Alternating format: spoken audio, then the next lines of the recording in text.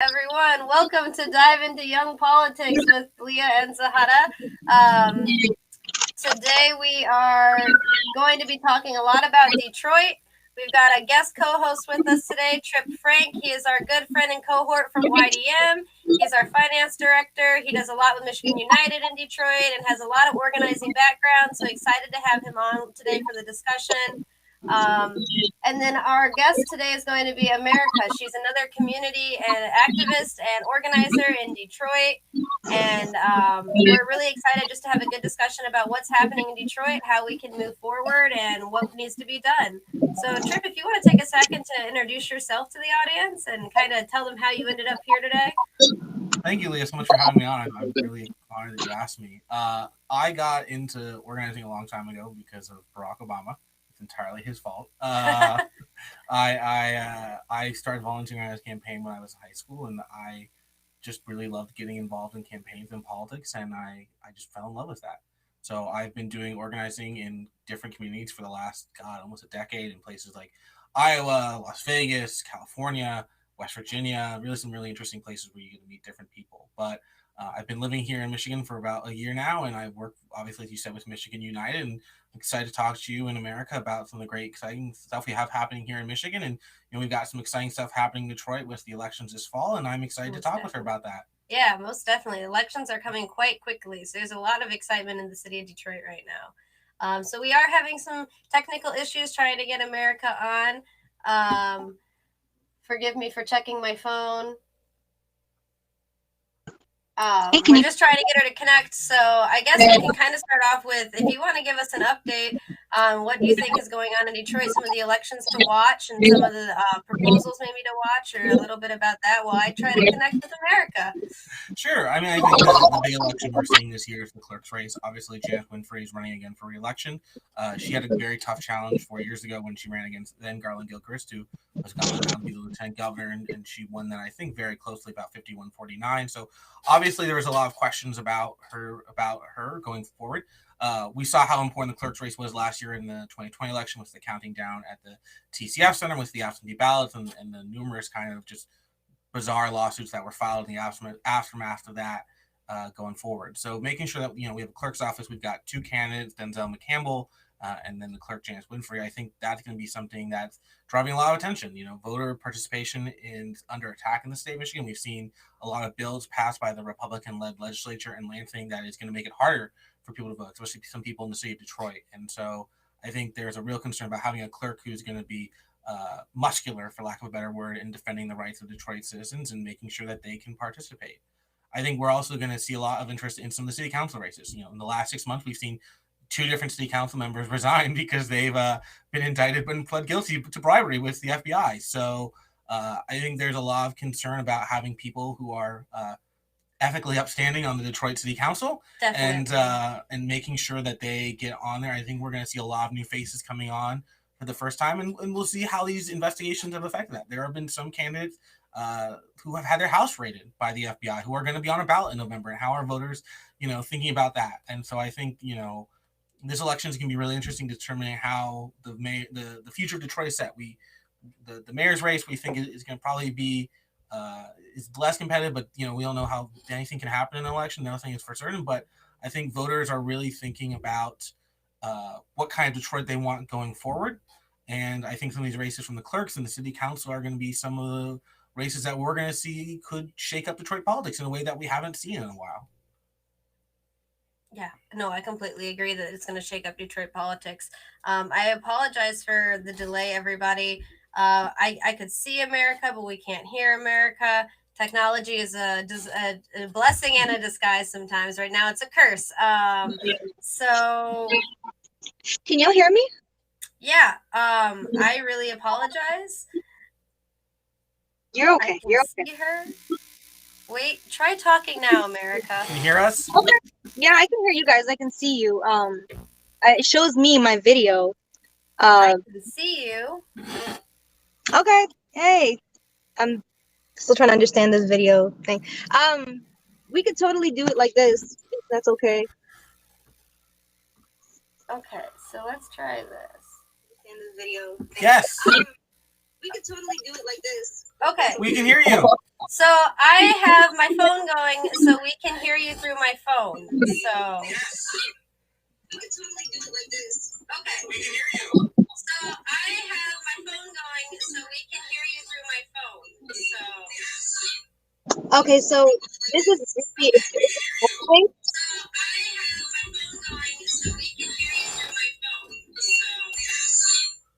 Okay, so this is okay.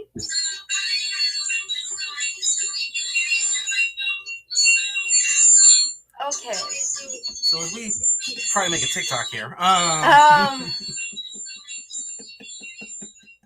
right. I am at a loss right now of how to. Do you want to have her call in maybe, and then we can just put up the audio on the phone?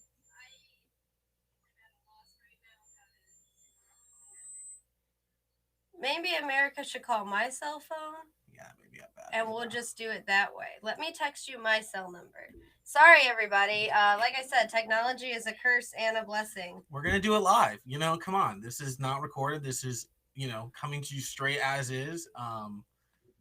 You know, I have no degree in technology whatsoever, so I'm pretty much useless. I think Leah probably is regretting that now, thinking maybe if I had someone who was more technically adept, they would have been helpful to me. But unfortunately, I can barely plug in my own TV working correctly, so I don't even know what to do. Hey, you hooked up the switch for us when we were in Cincinnati. I think that was actually Duncan. Oh no. The truth comes out now. All right, so let's see how this works. Yeah, is that okay? Yeah. Okay, I heard the little making of the TikTok, and that was funny. But yeah, was it echoing that bad on y'all's side? Oh yeah. Yeah, it sounded like we were just having a looping in repeat. It was like a Vine. For those of you who are even a little older, that used to be what TikTok was before. I don't even know what happened to Vine. Yeah, so thank you guys for having me. Yeah, I'm so sorry for all the technical difficulties. You know, it's like we were saying, technology is a curse sometimes. Today it decided to be a curse. So thank you for bearing with us. So I'd love to go ahead and just have you introduce yourself to the audience and tell them a little bit about who you are. I was telling people that you predominantly organize in Detroit. You're a community advocate and activist there. And I know you do things throughout the state as well. So if you just want to give us a little intro as to who you are and what you do, that would be awesome. Yeah, okay, thank you. More than willing to do that. Hi, everybody.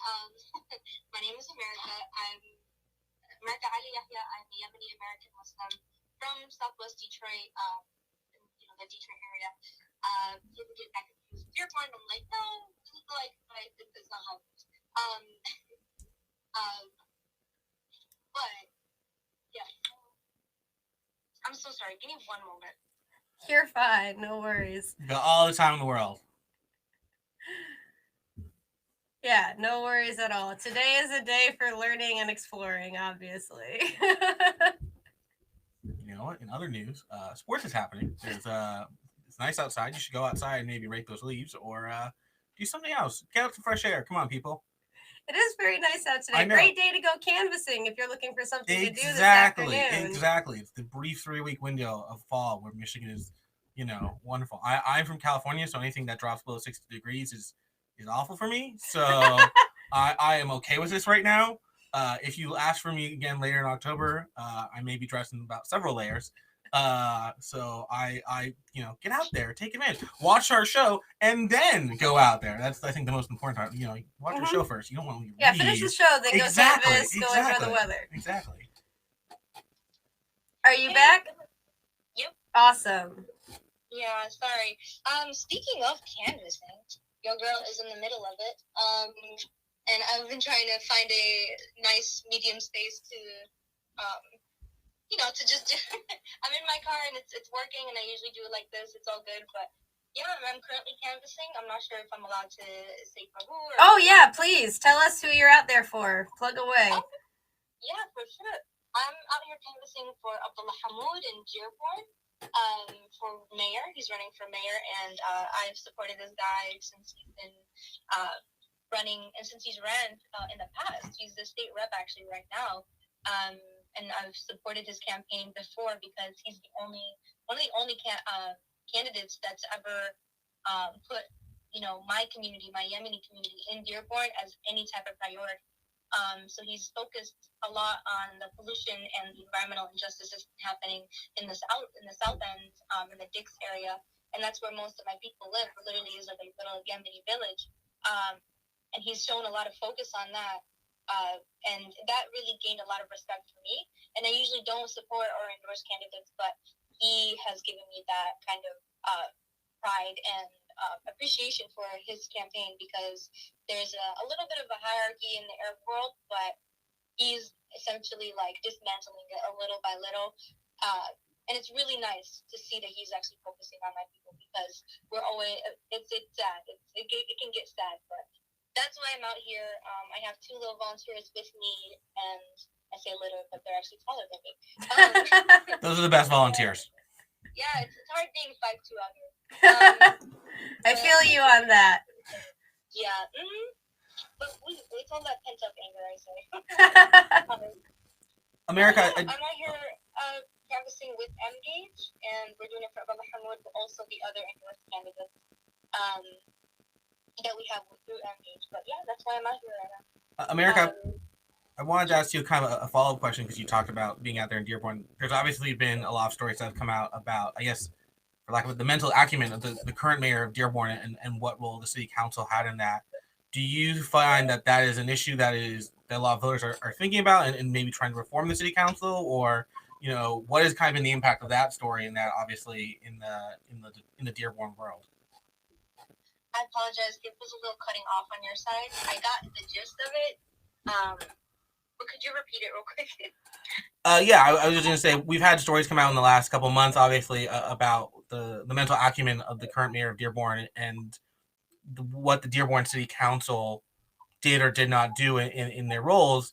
Do you find that has been a story that's been really penetrating on the doors, and people are looking for a change, or what do you think the reaction has been in Dearborn to those articles?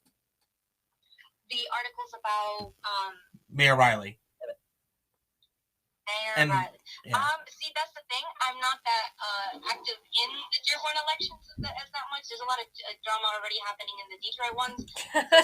What? Drama in Detroit? I've never heard of drama in Detroit elections? Never. I can smell the sarcasm. But no, it's going on. It's hard to keep up with everything, and one way I do it is through Facebook, and that's also not helpful and mentally helpful. But in regards to Dearborn elections and a few things that I've heard of, I hope that the candidates, one thing I can say is I hope that the candidates or the people who are already in their positions will take the city seriously. And I heard something about the mayor. This would be a huge thing if Abdullah got accepted. He got accepted. If he got the position, because he'd be the first Arab. I feel that he's very, very inclusive of everyone, not just Arabs, but like me coming from the Arab group that, like the Yemenis. I can't talk. Me coming from a Yemeni background, and having someone look to my people as any kind of priority, whether it's little or small, but it's actually a huge priority in his eyes. It gives me hope of the future for Dearborn. And I'm not even from Dearborn. I go to Dearborn, got my things, got my people, but I'm a Detroiter. And that's why I'm also helping in this election, because I find it so important and vital that everyone focus on this one, because it's a deal breaker in the end for a lot of people who want to stay here or who have their community here. And I feel that we finally should have someone who represents everybody. Yeah, I completely agree with that. We've been big, well, at least I know I have been, and so has Zahara, our other co-host usually, have been huge supporters of Abdullah. Really looking at that race, really encourage people to get out there and knock some doors for him. It's, GOTV is supposed to start the weekend of. It's already GOTV season, basically. So all the help that he can get out there, we really encourage you to jump on board his team. And if you have an absentee ballot that's on your desk, fill it out, send it back in. You don't have to wait till election day. You can do it right now, get that ballot in and get it in early. Yeah. So, America, kind of to explain how you got to where you are today, How did you get started or involved in politics? You're out there canvassing, you're out there advocating. What was your starting point? Yeah, that's a great question. My starting point in just community organizing in general, I feel that connected me to politics. Growing up, I was a huge history buff, so I learned a lot about the nitty gritty of all that has happened, whether it's national, international affairs, local things that we're not proud of, as Americans, but also as specific communities, just learning all about these things. And it really upset me because I would always see politics I had seen politics as a horrible thing, because all I would hear, all I would see, especially in Dearborn and Detroit, politics would be just, negative, horrible actions that are being done by people who we've elected into these positions. And it really upset me. And for a long time, my mindset was, okay, they've tried it. People have tried it in the past. Why do we think that we're any different, this generation or my generation? Why do we think that? What else can we offer that they haven't already? They've marched, they've done this, they've protested, they put their lives on the line. And I think about it, and that was then, and I've come a long way in that thinking, even though it kind of is valid to think that way. And I know many people do think that way still. But the most important part, in my opinion, is, okay, I would rather do something than do nothing, for sure. Because I can say I'm putting my effort in. I can, bring people in, involve people. I have my niece with me today canvassing. I literally dragged her. I was like, "You're gonna come learn. I'm sorry. I'll feed you though." Food brings people out. That's always a good one. It's much harder to slam a door in someone's face when you've got a very cute niece or nephew right Yeah. next to you. It's an easy way to win votes. For sure. No, yeah, that is exactly it. Anytime people say, like, how are we going to do the events? How are we going to, what can we do to bring people? Make sure there are things that are cultural, that are that intersect with people, like food, music, all these things. Have that instead of making it all about one person or one community, one culture. We're all interconnected in the end. But yeah, for politics, it still upsets me, it still really does upset me at times, and I'm a huge Bernie fan. In the end, I was upset that he backed down, but I understand, and I feel that there are always wins, there are losses, but I feel that the wins make it so worth it to go out there and be exhausted after canvassing, even though we take care of ourselves. But all of that work comes at the it makes sense in the end for me. And it makes me feel a lot better that I actually did something instead of sit and complain and not really be sure about what I can do. At least I'm out. I'm not even the best canvasser, or however, I have the skills to talk to people. I use my Arabic. I use the skills that I have, and I try to tell people, I try to teach others, you can use your skills. We all have this type of imposter syndrome or self-doubt that comes when it comes to like huge things that intimidate us, like politics. But I'm trying to get youth and even like other people, elders, all these types of people into this, into the type of thinking that things are possible. If you put just a bit of effort, things are possible. Anything can really happen if you put enough effort in. And then I go back and I'm saying, okay, but not too much effort, because I'm a huge advocate for mental health and for taking care of yourself first and foremost. If you can't take care of yourself, or if you're not taking care of yourself, you won't put in your best effort into anything. And that's why if I see someone, or if somebody's overworking themselves, or people are like, yeah, no days off, no, we're not going to do that. We're not our elders. We're not machines. Put in your effort, but it's the intention that counts. People will remember what you said. People will remember what you did, but people will always remember. Oh, people won't remember. That's it. People won't remember what you said. They won't remember what you did, but they'll remember how you made them feel. And that's what I'm trying to lead by, is to make people feel comfortable. That's why I love to work mainly in Detroit, because it's my city, but also to bridge that gap between different types of cultures. You know, the African American community, which is the majority community in Detroit, and yet so many people want to cover them up and shy away from the culture and the people who've been keeping the city up. And, you know, when they say, you know, Detroit's coming back, I say, honey, Detroit never left. And that's the main thing. Who are you looking to? Well, you know, what's your perspective on this?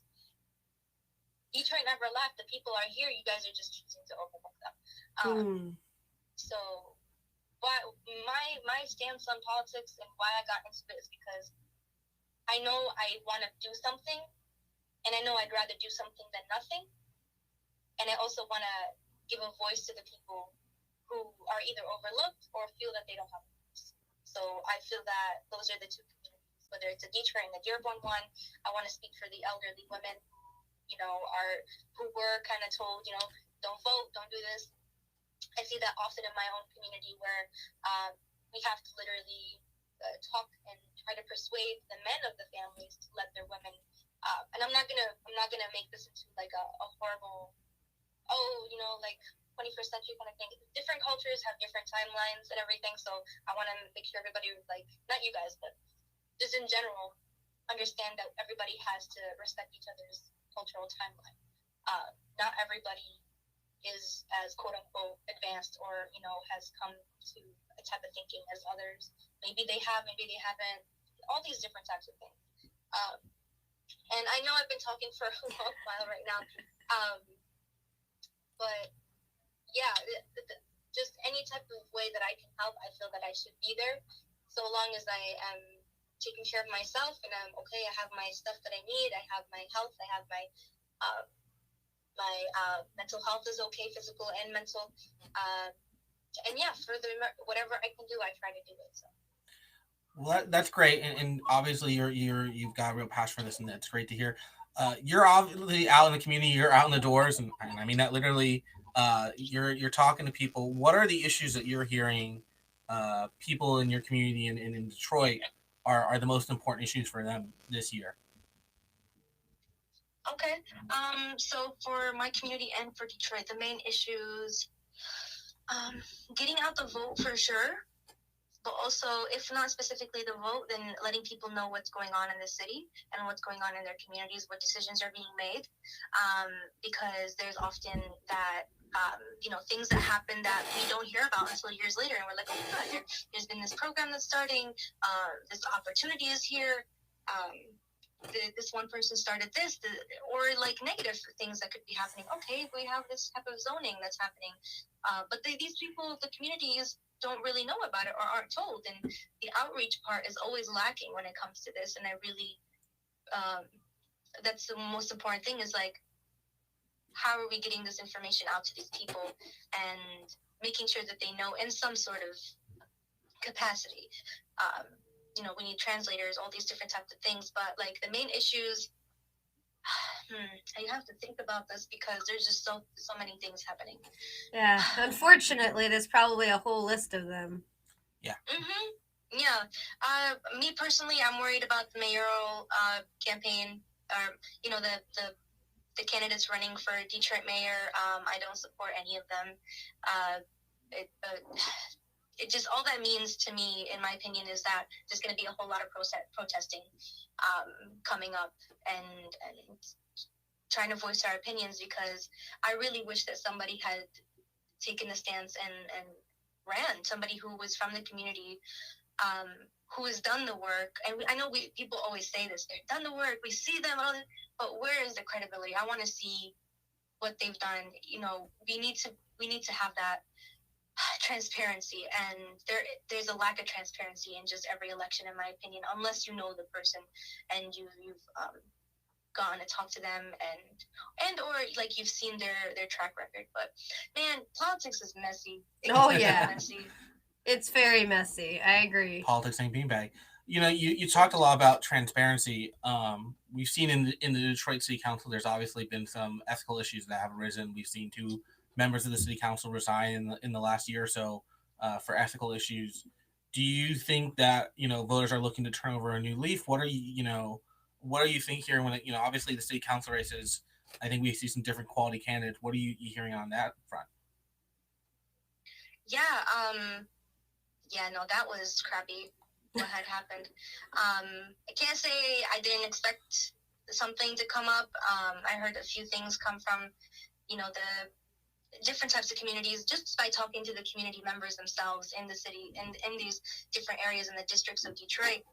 You get to understand like what they've been lacking, and what wasn't necessarily their fault, but it just goes back to the people who are in power, that they were told, they were promised, all these changes and all this support, and in the end we have people who are resigning or being investigated. Mm-hmm. And it's so freaking heartbreaking. But all the more reason, it gives me all the more reason to persuade people and invite people to, care about the next steps, because they've essentially messed up so much, probably took us back a few steps in this whole process of trying to better Detroit and better the districts. But I personally am endorsing Gabriela Santiago Romero of District 6. I've seen her work. I've gone alongside of her, and I also supported Raquel, council member Raquel, and that's my district, District 6. And I know that we'd be fine, but I can't say the same for the other districts, and that's what worries me the most, because I don't know what it is. I think people get intimidated by Detroit, but we need help, in the sense of, we would love some canvassers, we would love outside community support, with the idea and the mindset that people are going to come and help, and not, how do I say, Bigfoot their way in. I'm sorry? Bigfoot their way in, I think is the... Yeah, we call it gentrify, but that too. And I wish I can invite some more people into Detroit. I tell people, come through. Detroit is beautiful. You really don't know, until you've seen it yourself. The people are great. I love Detroit people. We are so freaking cool. And there's always something happening in Detroit. So some event, some thing, some protest. I love it. And I wish people were more respectful and more caring about the city and its needs, not coming from the people who are in power. And Duggan, I got some things against Duggan. But all of these different things, I just really wish people were more supportive of Detroit, of the Detroit that's now and the Detroit that's been here, instead of, I'll come when Detroit's a little quote unquote safer. Or I'll come when they install this or that. Come right now. We're human. We're people. We would love to have you at our events.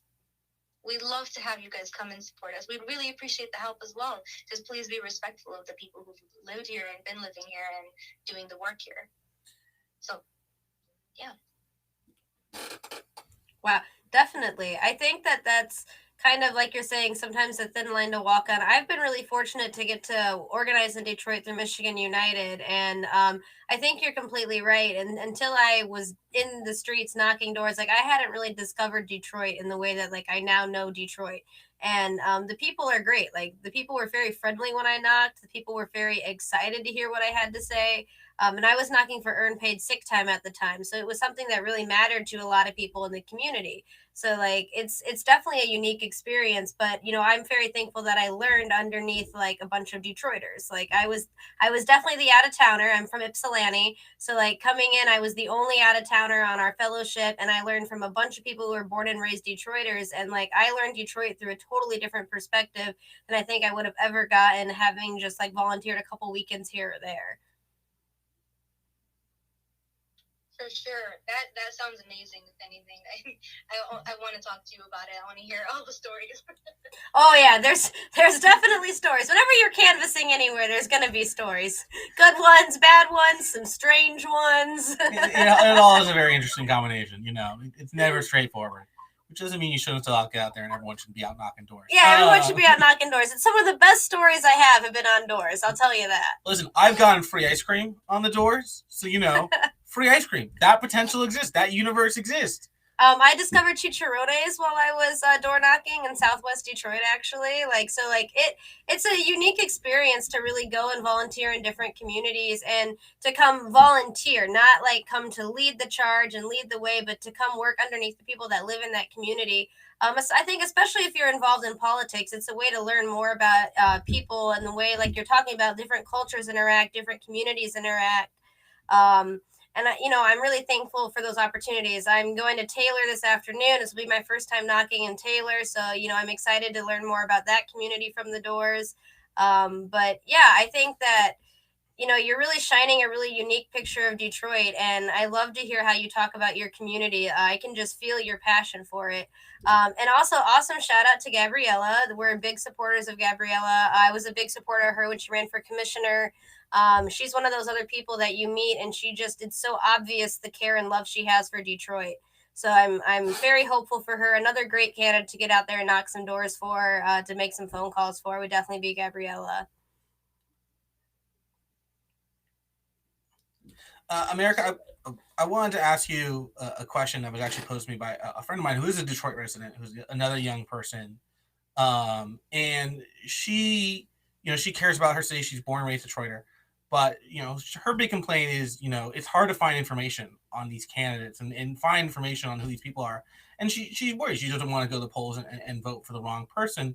What do you, as an activist and someone who's very involved in politics, where do you go for news? Where do you tell your friends and colleagues to go out and search that information? Because I think, there are definitely young people who want to get involved in politics, but they don't know where to start. They don't know where to look. They don't know what groups are good and what groups are bad. They don't want to, inadvertently do something wrong. I think there's a lot of apprehension, and I think, cut through the noise for us and tell us where they should go. Yeah, absolutely. That is a great question, honestly. I as much as I would like to say, it's okay as you come in. I want to be as hospitable and caring as I can in this sense, but again, it's not my own. It's not only my city, and I'm being respectful of the other residents. There's going to be a variety of how do I say, reactions to this. Some people are going to be so happy. Some people are going to be a little cautious, and they have every right to, because damn, what has happened into the city, what has happened to the residents is a lot. But I'd say, I tell anybody who's interested, I tell anybody who I've met who's interested in stuff, okay, come to this event. If I'm going, come, I'll be there. I'll help you meet these people. I'll introduce you to these people. Or, okay, you need a place nearby, I'll help you find it. I personally do that. I know, I can't man this all on my own, or woman this all on my own, or, oh my God, can't do this all on my own, but I'm more than willing to, it's easy in my sense to recommend something to them, to a person, give them an event. I've invited some people to this event that's going to start being annual, actually. So if you guys want to hit it up next year, I believe I told Mikal, I think, is that Mikael? Oh, yeah, Mikal. Yeah, I believe I told him about Southwest Fest. It's now annual festival in Southwest Detroit, and it's going to be at the Senate Theater next year as well, but we had it this year, and it was filled. It was, with COVID regulations in mind and everything, but we've had so many community members, so many artists from all parts of Detroit, so many people coming together, and I invited at least 10 people, and I was like, please come. You're going to meet the community, it's cool. We're all human. It's fine. We all forget that we're all human in the end, and we're all just regular people. Mm-hmm. Please come, please attend, get the food, again, there's food. For me, I'm more than willing to invite people. I'm more than willing to help them come in, so long as they keep in mind about, being respectful about people. I would be super respectful if I entered someone else's house. If I entered someone else's community, I would follow their lead. And then when they feel comfortable, they can let me know what to do. That kind of thing. And that's what I ask about people when they come into spaces in Detroit. It's not that we dislike having people, taking the lead. It's not about that. It's more having that level of respect, hey, this is your place. I want to follow your lead because I know that this matters to you, and that it would be better if I follow you, because then I won't rub too many feathers or ruffle too many feathers. And all that is, yeah, I think that's the best thing in that sense. Finding someone or talking to people and letting them invite you, or finding events and asking them to come with you or stuff like that. I'm more than willing to do for people. If they want it, let me know. Mm-hmm. I guess now's the chance. You have an Instagram or a Twitter or a Facebook page of yourself that you want to plug, so that our listeners want to find out where to go. They can use you as the source. Yes, for sure. My Instagram is called the Arab Detroiter. I just changed it recently to that username, and I think it works best right now. I like it. That works. Yeah, because everybody assumes in every space, even if I'll go to a Detroit space or a Dearborn space, they'll always assume I'm from Dearborn, and I'm like, I get it, but you could ask. You really could ask me. I take pride in being from Detroit, so I think it's that thing. But yeah, the Arab Detroiter on Instagram, and then also Facebook, America Ali Yahya, is my full name, and just my face. Awesome. I have a Twitter, but I back away from it. It's your burner account. It's your it's where you throw up those hot takes. I don't log into it often, but not often at all. And that's probably good. Yeah, you're probably better off without the Twitter news. Let's be real. Oh yeah, for sure. I have enough with Facebook and Instagram. Like you were saying, you have to have like a balance of using those to organize and also have like a mental health check. I know some organizers who 10 p.m. their phone goes on lock and they're shut off, and that's their break from the world, and they do something else for those hour or two before they go to sleep. If you're crazy like me and stay up till 1 every morning, that's my break hour. But I think they're great tools to organize with, but we also have to make sure that we're not just oversaturating and overstressing ourselves with the information that can come through those social media sites. Oh, for sure. If social media wasn't such a big asset, I would not be on social media right now. Yeah, it's kind of like a catch-22. You have to use it, especially for the Facebook events and the some of the conversations that happen are connected through Facebook Messenger. But at the same time, it's a drag on almost everybody. I mean, you've got nowadays, everyone's got their uncle who posts that news story, and everyone gets their news for it. You got to be on there to, be in your own life fact checker. You got to say, this isn't true. This isn't true. No, we did not give $100 billion to, somebody, to $100 billion to Antifa, it's a double-edged sword. Mm-hmm. I think we're learning about how double-edged that sword is. Yeah, and I think it kind of goes back to what Trip was saying, is it's hard for people to find information that's accurate about candidates and about proposals and about just the election process, because there's so much misinformation out there. So a lot of times I encourage people to follow the candidates' pages themselves to make sure that they're getting updates from the candidates, not a third source.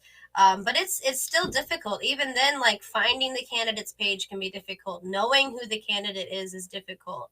And that's an engaged voter if you're following their Facebook, Twitter, and Instagram. That's a pretty engaged voter. Yeah. Your average voter is probably maybe liked the Facebook page if they've thought about the election, and even then they had to figure out who the person was.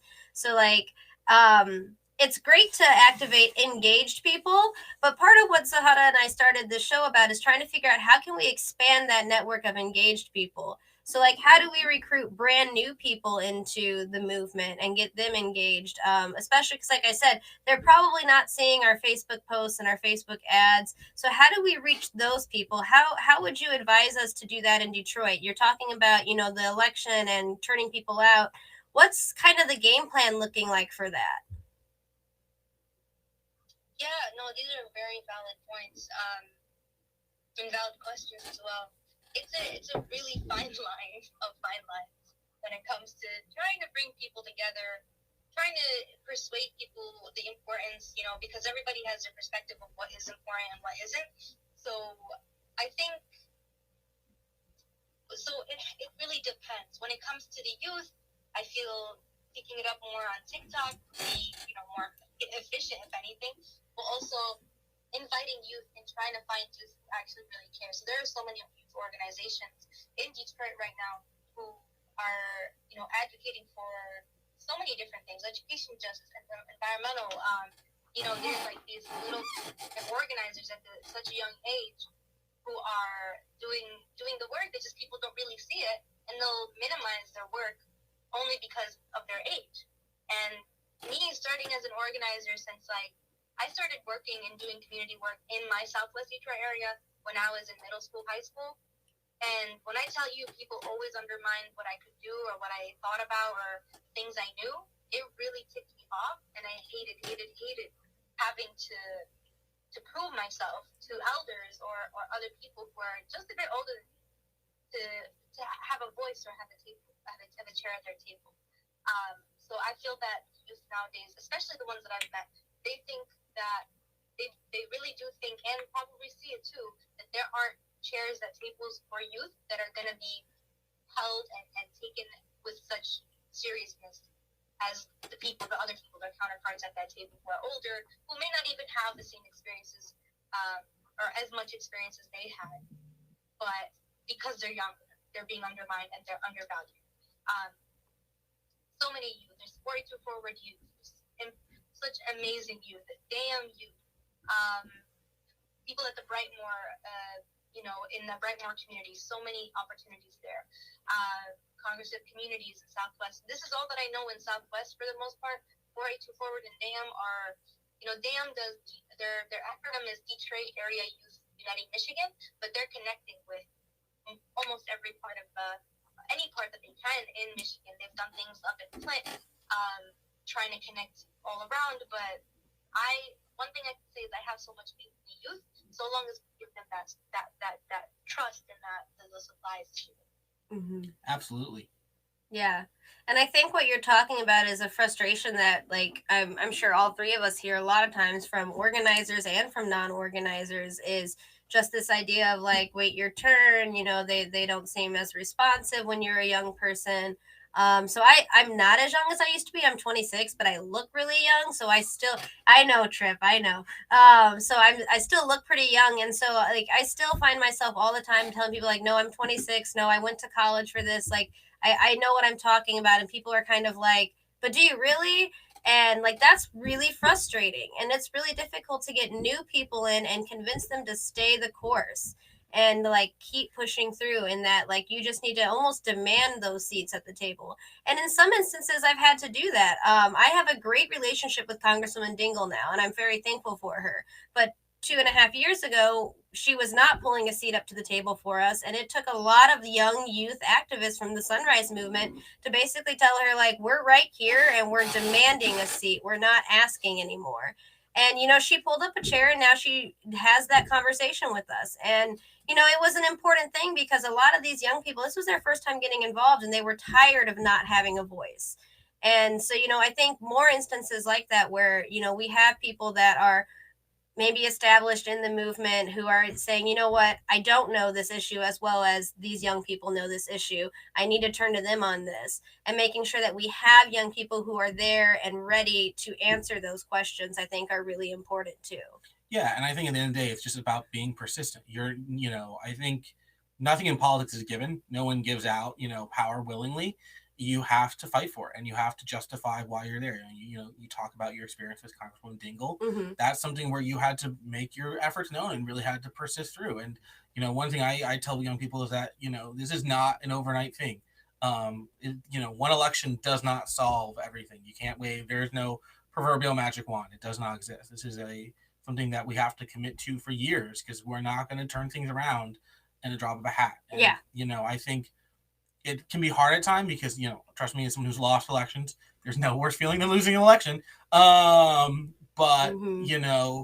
It's important to just tell people that like, this is a long process. This is a journey, and that, the elders who came before us, they did a lot of that work too. They did not do it for just a couple of months. That has been 10, 20, 30 years of work. And we should recognize that, and also recognize that what they came did not come overnight. It was a generational span. Yeah, definitely. So we have a lot of work to do, but I think it's important to make sure we're supporting our organizers. We talked a little bit about mental health, but like making sure that like groups that do organizing, so like Michigan United, Michigan's People's Campaign, those sorts of groups, that they also are recognizing mental health, and that they're training their organizers to recognize mental health, so that their organizers can go off and work for campaigns and things and see some of the signs and not push their people to a point where they throw their hands in the air and say, I'm done. I think that it's important that we are standing beside people as a united front as we're moving forward. Absolutely. Yeah, right. You guys, it's so valid. Everything you guys are saying. Yeah. I'm kind of glad to hear that this conversation is what's seeming like it's happening throughout the state now, as people are really realizing like this is the direction we need to take organizing in, because this isn't just an Ipsy conversation or just a Dearborn conversation. This is a conversation that we've had with people from all over the place. And I think the more that we keep building that movement in that way, the stronger we become. But yeah, the only way we can do it is together, honestly. If we keep trying to, if communities or people try to keep being so divisive, it's not going to support us. It's not going to do anything in the future. It really isn't. And they think that it's okay. These small little, actions that they'll take to be so divisive or separate people, that in itself is going to ruin so much in the future. It might give them a win now, but it's gonna make it so much more difficult for our kids, for the youth, for anyone who will for the elders who want to take action and stuff. And, we talked about youth, but also we don't, involve many elders, especially ones with a lot more, who have taken the time to, I don't want to say that they've made their mindsets more progressive, but they've progressed in their thinking instead of staying in the old-fashioned, thoughts of the 70s, when the times that are no longer here, and we need them to come together and give us that support, because they're essentially our base. If they're not supporting us, then how, it's going to be so difficult for us to move forward. We can't do it without them, but I think it would be much better to get them involved as much as possible. It takes a village. It really does. That village is not all young, it's not all middle-aged. It's all walks of life, of all types of backgrounds. We need to really keep that in mind. I agree with you guys. All of Michigan, I think we can do this for sure. Absolutely. I remember back in my days when I used to organize on campaigns, some of my best volunteers were 60, 50, 70-year-old women who came into my office who would go out there and canvass. And I would tell my high school interns, if you're being beat on the doors by a 65-year-old woman, you need to work a little harder. Because if these people are willing to put in the work, then you should too. One of the best phone bankers I ever met was in her 80s, and I picked her up to take her up to the Dana Nessel convention in April, and I used to drop her off at the office for Abdul after Dana's campaign. She was just a machine on the phones, and she just had time on her hands, and she was willing to do something. So a lot of these older volunteers, they have the time on their hands, and they want to leave a better world for their kids and their grandkids. We should be really engaging them much, much more. I completely agree with you on that, America, that it takes a village. We need to have all people working together on this. Absolutely. And I think, a secret I'll tell you is they like that. They like to know that the next generation is ready to pick up the torch and kind of continue the work that they've done. And I think it gives them a lot of joy. So I think get everyone in your community involved. This does not have to be something that just you and a clique of 5 or 6 people do. Everyone can participate, everyone can get involved and, get out there. Mm-hmm. Definitely. And there's so many avenues. We always talk about something we tell people on the show is, find one of your skill sets or one of the things you like. There's probably some type of organizing to do with that. You like texting, you can text. You like doing events? Oh, come plan an event. You want to scream and yell? There's a protest for that. There's definitely something that you can do to raise your voice or get involved. You don't have to just knock doors. You don't have to work for a campaign. You have a lot of other options. So, with that being said, America, what would you say are kind of your parting words of wisdom to the audience? Where to start? Where to end? I know we've been talking a lot about many different types of topics, but parting words would be, or parting paragraph, I'd say, because I know I've talked a paragraph is fine. It would definitely be trust your youth. Trust your youth. Keep putting them in. Give them the position. Take what they say seriously, because they're gonna outlive us for sure. might as well let them take the reign. Try your best to be as vocal about your opinions as possible to your politicians because they're listening and they better be listening, and that's their job. That's part of the job. But also don't always put that pressure on them and try to do something for yourself. We're not all meant to be, as much as, the 9 to 5 kind of work and get back home type of lifestyle is pushed onto us. That's, in my opinion, that's not how society or civilization is meant to be. And I think that we all, every single one of us, from our elders to our little kids, play a role into keeping our society safe, and to keep our society and our neighbors in our neighborhoods, and civilization as we know it rolling.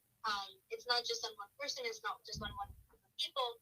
Everybody has a part to play, and if they don't think so, then I think they should step down from whatever kind of mindset that they put themselves onto, and remember that none of us make it out of here alive. First of all, I know it's kind of depressing to say, but none of us make it out of here alive, but we all can make it a better place while we're all here together. And yeah, other than that, Pastor, you give them the position that they are asking for, let them talk. Excellent. Well, thank you so much, America. I think that you've given us a lot of things to think about, a lot of really good just truth, and definitely a better look at what Detroit is and what the community is. I can't thank you enough for all your work you're doing, for being out there canvassing. If you ever need anything, please reach out to us. If there's events happening, let us know. We'd love to help send people your way. And we hope that we'll be able to keep organizing with you for many years to come. We're really thankful for what you're doing in Detroit and throughout the state of Michigan. Absolutely. Absolutely. Thank you guys so much for having me. Of course. Thank you. Well, have fun canvassing and stay safe out there, and we'll talk with you soon. All right. Thank you guys. You guys have a good one, okay? All right. Thanks. Bye, America. Bye. All right, guys. Well, thank you so much for tuning in today to dive into young politics. I hope that we gave you a little bit idea. I'm not sure where I should be looking right now. I think it's that camera. A little bit of an idea about Detroit and what organizing is. Tune in next week for the next episode to figure out some more stuff happening in the state of Michigan. If you're looking for something to do today, we are canvassing in Taylor today for Alex Garza for mayor from 4 to 7 at UAW Region 1. Would love to see you there. We've got canvas launches coming up the next 3 Saturdays as well, so we'll keep you informed and hope to see you show up. Thank you, guys, and have a good one. Thanks, guys. I think we're done. Are we? We should be. What, like? It's Roger. We might still be on, guys. I do this sometimes. I just don't want to stop talking. But there's a show right after us, so we should be done. I think we're done. If we're done, I don't know. You're the one who's go vote, everybody. All right, yeah. Do you want to go talk to Roger and I can for a couple seconds? Yeah. Or I'm just gonna go see if we're done or not. I'll be right back. Everybody, since I now have control of the mic, which is a horribly dangerous proposal that Leah has just adopted, go out to the Michigan Independent Citizens Redistricting Commission. Find out what your districts are going to like. They are redrawing them right now. The first proposals are being voted on this Monday, and then they're going to go to draft. There's going to be a hearing on the 21st down at the TCF Center in Detroit, where they're going to be talking about those district maps. Those are going to determine how we elect our state legislature and our congressional representatives for the next couple of years. So please get out there on the 21st to the TCF Center to talk about the redistricting. Leah, are we still